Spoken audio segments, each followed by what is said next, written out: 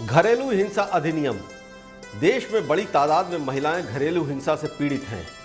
इन महिलाओं को उत्पीड़न से बचाने और उन्हें कानून की मदद दिलाने के लिए ये अधिनियम बनाया गया है। शारीरिक उत्पीड़न, महिला की गरिमा का उल्लंघन, अपमान, उपहास, गाली देना या आर्थिक दुर्व्यवहार जैसे व्यवहार घरेलू हिंसा कहलाते हैं। पीड़ित महिला को राहत देने जैसे कि संरक्षण आदेश, आर्थिक राहत, बच्चों के कस्टडी का आदेश या मुआवजे का आदेश देने की व्यवस्था की गई है। इन्हें अलग अलग वर्गों के जरिए समझना आसान है कि इस अधिनियम के तहत किस प्रकार का व्यवहार कानून के तौर पर गलत है। जैसे शारीरिक हिंसा, ऐसा कोई व्यवहार जो महिला को शारीरिक रूप से हानि पहुंचाता हो वो गैर कानूनी माना जाएगा। जैसे महिला के साथ मारपीट करना, उस पर हमला करना, बीमार महिला का इलाज न करवाना। लैंगिक हिंसा, ऐसा कोई भी व्यवहार जो महिला की गरिमा को हानि पहुंचाता हो वो लैंगिक हिंसा के अंतर्गत आएगा। यहाँ तक कि जबरन संभोग और वैवाहिक बलात्कार भी इसी हिंसा का हिस्सा है। मौखिक और भावनात्मक हिंसा, ऐसा व्यवहार जो महिला का अपमान या तिरस्कार करता है, जो संतान न होने पर अपमान करना, मजाक उड़ाना, मौखिक और भावनात्मक हिंसा माना जाएगा। आर्थिक दुरुपयोग, किसी भी वित्तीय या आर्थिक संसाधन जिसकी महिला कानूनी रूप से हकदार हो उससे महिला को वंचित करना आर्थिक हिंसा माना जाएगा।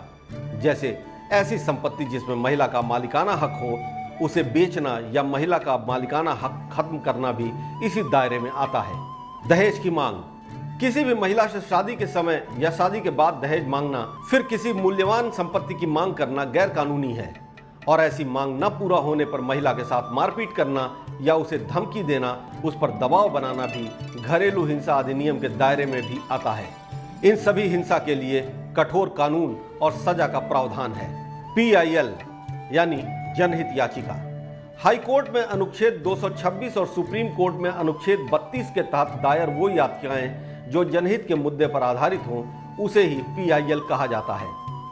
अगर किसी एक आदमी के अधिकारों का हनन हो रहा है तो उसे निजी यानी पर्सनल इंटरेस्ट लिटिगेशन माना जाता है और अगर ज्यादा लोग प्रभावित हो रहे हैं तो उसे जनहित याचिका माना जाएगा। याचिका दायर करने के दौरान ये बताना जरूरी है कि किस तरह उस मामले में लोगों का हित प्रभावित हो रहा है। PIL दाखिल करने के दो तरीके होते हैं। एक तो पत्र द्वारा, यानी आप जिस मुद्दे पर PIL दाखिल करना चाहते हैं उसे पत्र के माध्यम से हाई कोर्ट या सुप्रीम कोर्ट में भेज सकते हैं। अगर कोर्ट आपके पत्र से सहमत होता है तो वो पत्र को ही जनहित याचिका मान लेता है। इसके बाद संबंधित पक्षों को नोटिस जारी होता है और याचिकाकर्ता को भी कोर्ट में पेश होने के लिए कहा जाता है। अगर याचिकाकर्ता के पास वकील ना हो तो कोर्ट मुहैया कराती है। दूसरा तरीका है वकील के जरिए जनहित याचिका दायर करना। इसमें वकील आपके लिए याचिका तैयार करता है। याचिका में कौन प्रतिवादी होगा, किस तरह से उसे ड्राफ्ट किया जाएगा, इन मुद्दों पर वकील की जरूरत पड़ती है। जनहित याचिका दाखिल करने पर कोई फीस नहीं लगती। इसे सीधे काउंटर पर जाकर जमा करना होता है, लेकिन जिस वकील से इसके लिए सलाह ली जाती है उसकी फीस देनी होती है।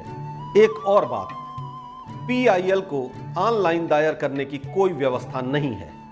FIR, किसी आपराधिक घटना के संबंध में पुलिस के पास कार्रवाई के लिए दर्ज कराई गई सूचना को प्राथमिकी या प्रथम सूचना रिपोर्ट या FIR कहा जाता है। यदि संज्ञेय अपराध है तो थानाध्यक्ष प्रथम सूचना रिपोर्ट दर्ज करने के लिए बाध्य होता है।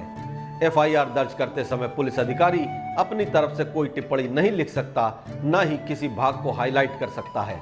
FIR की एक प्रति लेना शिकायत करने वाले शख्स का अधिकार होता है।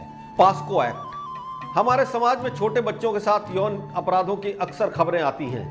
बच्चों के साथ होने वाले यौन अपराधों को रोकने के लिए साल 2012 में सरकार ने एक विशेष कानून बनाया जिसे हम पास्को एक्ट के नाम से जानते हैं। इस कानून में अलग अलग अपराधों के लिए कड़ी सजा का प्रावधान है। यह एक्ट बच्चों को सेक्सुअल हैरेसमेंट, सेक्सुअल असॉल्ट और पोर्नोग्राफी जैसे गंभीर अपराधों से सुरक्षा प्रदान करता है। जैसे बच्चों के साथ दुष्कर्म करने पर 7 साल से लेकर उम्र कैद और आर्थिक जुर्माने का प्रावधान है।